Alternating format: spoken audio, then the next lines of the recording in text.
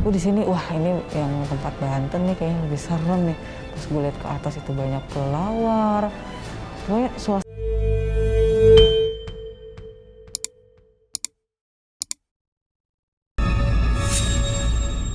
Jadi situ ada lorong haji namanya. Kita tuh satu tim sempet kayak penasaran, pengen masuk deh kayaknya itu ke lorong Mekah itu. Tapi ternyata lorong Mekah itu nggak bisa dicoba karena dia di kerangkeng. Ya udah kita akhirnya ya udah sampai sini aja, nggak bisa masuk kok. Konon, mereka yang tinggi ilmunya dapat sampai ke Mekah dalam waktu singkat melalui lorong di dalam goa ini. Secara logis, hal ini terdengar tidak masuk akal dan tentu saja mustahil untuk terjadi. Namun, sampai saat ini, mitos itu masih hidup di tengah masyarakat. Bahkan katanya pernah ada penziarah yang nekat masuk ke dalam gua ini agar bisa pergi ke Mekah melalui lorong gaib dalam gua. Walau belum ada pembuktian yang jelas, namun mitos tentang lorong gaib menuju Mekah ini membuat banyak penziarah terobsesi untuk masuk ke dalam lorong ini. Nah pas pertama gua lihat sih emang guanya itu kecil, ada besinya. Konon katanya dulu di situ sempat orang yang sengaja pengen masuk ke dalam nyobain karena dia pengen penasaran, karena pengen tahu bisa ke Mekahnya itu. Ternyata dia nggak balik lagi. Katanya sih meninggal. Tapi jangan pernah sekali-sekali memasuki lorong yang sudah kini ditutup dengan teralis besi itu. Sebab menurut sang penjaga goa, pernah ada peziarah yang nekat masuk, tapi tidak bisa keluar lagi dan menghilang sampai sekarang. Terowongan ini memang seperti memancarkan energi yang sangat kuat. Salah satu tim tanda-tandanya bahkan mengaku mendengar suara seperti orang memanggil-manggil dari dalam gua ini. Ia nyaris saja terhipnotis suara misterius itu. Beruntung ia segera tersadar dan segera menjauh dari mulut gua yang satu ini.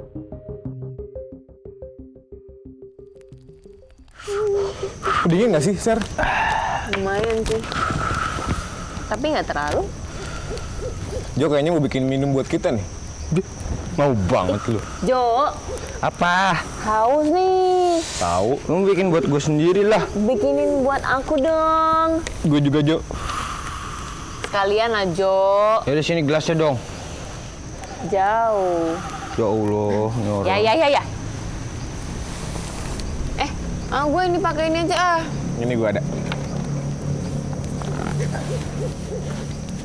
Nih, ini. Jo. Astagfirullahaladzim. Ya elah, ada apaan tuh? Jo. Ya. Jo, di belakang lu, Jo. Ada apaan nggak?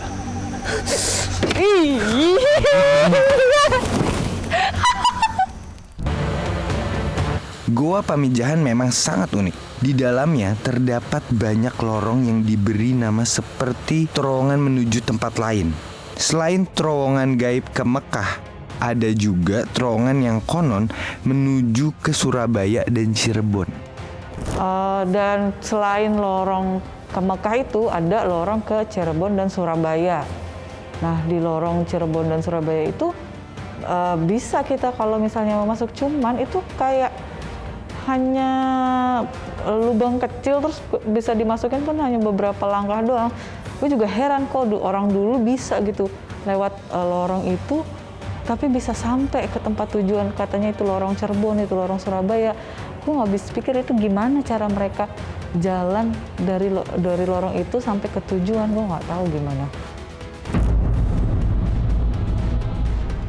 Beda dengan terowongan menuju Mekah yang berdiri sendiri. Terowongan tujuan Surabaya dan Cirebon ini berada di satu tempat dengan posisi atas dan bawah. Yang atas ke Cirebon, yang bawah itu terowongan buat ke Surabaya. Tapi sama halnya dengan terowongan yang ke Mekah. Kedua terowongan ini juga hanya bisa dilewati oleh orang yang berilmu tinggi seperti para wali di zaman dahulu. ada satu lubang lagi yang katanya itu bisa tembus ke Banten, ada yang ke Surabaya. Yang bikin gua serem, itu di atas itu banyak kelelawar.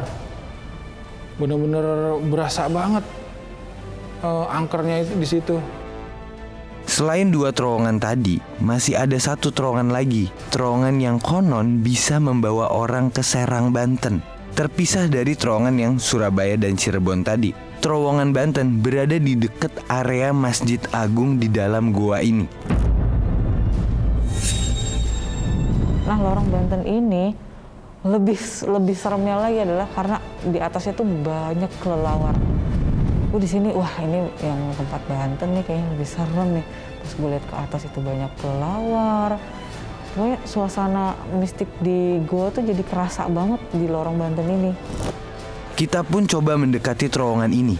Dan langsung tuh puluhan kelelawar menyambut kedatangan kita di sini.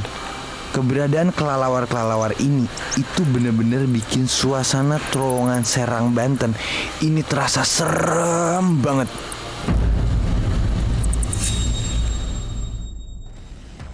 Kita masih melanjutkan perjalanan ke lokasi lain di goa ini.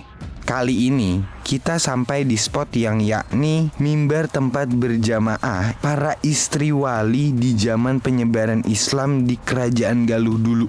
Bentuk mimbar berjamaah ini ternyata nggak beda jauh dengan mimbar di Masjid Agung yang kita tadi lewatin.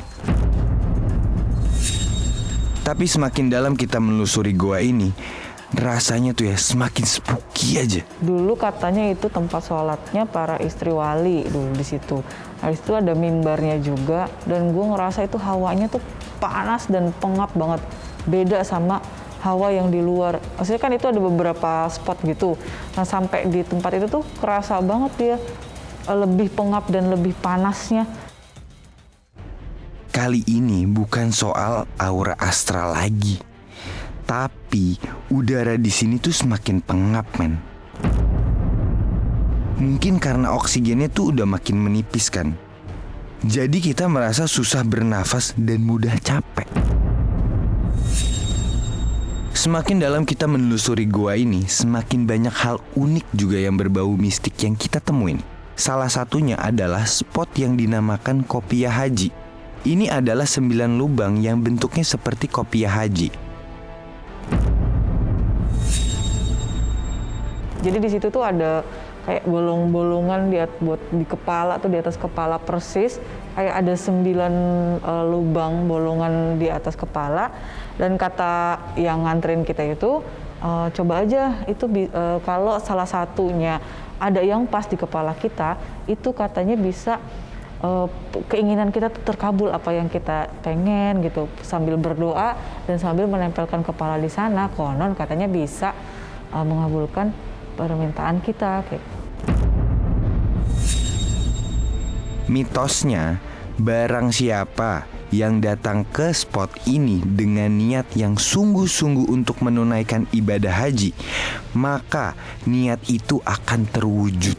Tapi sekali lagi, ini adalah mitos dan kepercayaan sebagian orang ya. Dan sebagaimana mitos pada umumnya, mitos kopiah haji ini pun tidak bisa ditakar dengan logika. Dari Kopiah Haji, kita menuju satu spot lain yakni Sumur Kejayaan. Menurut cerita, sumur ini dulunya merupakan tempat pemandian para wali. Di sini terdapat air pancuran yang mencuarkan air dari pegunungan.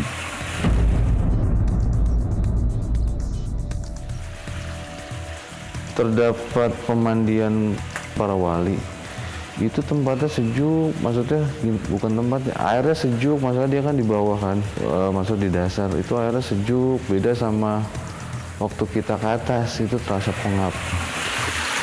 Airnya benar-benar seger, bisa dibayangkan setelah lelah beraktivitas seharian lalu diguyur air pegunungan ini.